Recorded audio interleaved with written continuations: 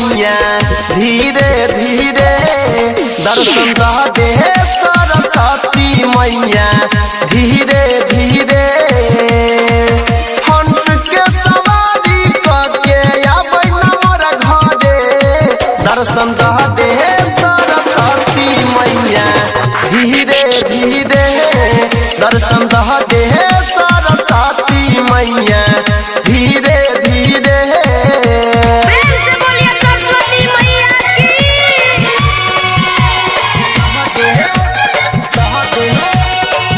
धीरे धीरे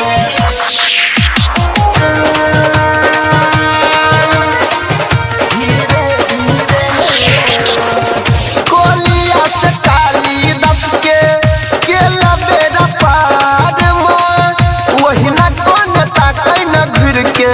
करे हमरो उधार में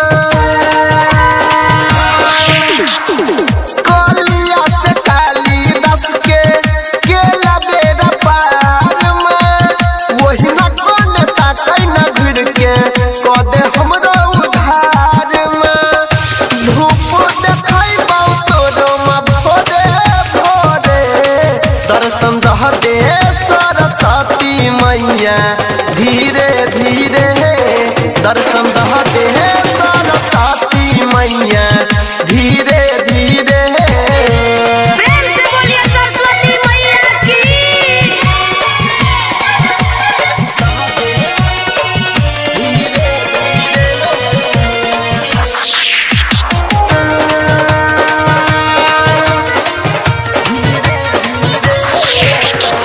तोर दया से तुलसीदास लिख देलकै रामायण में के न जानै छौ तोरे दया से अखनो छै वेद पुराण में तोरे दया से तुलसीदास लिख देलकै रामायण में के न जानै छौ तोरे दया से अखनो छै वेद पुराण में कोमल के आसन विराजै छै गंगा तीरे दर्शन दे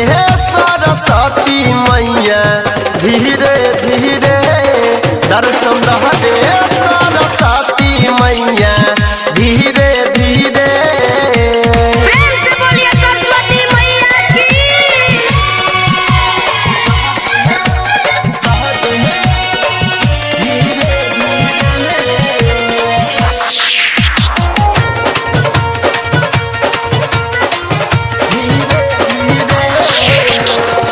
मैं बेटा के रिश्ता होय छै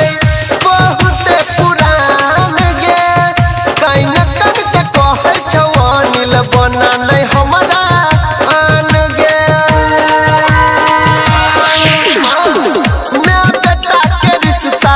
होय छै बहुत पुरान गे कहीं न कन के कहौ कमलेश बना नै हमरा आन गे मेवा मिठाई चढ़ैबौ हम तोरे दर्शन दे सरस्वती मैया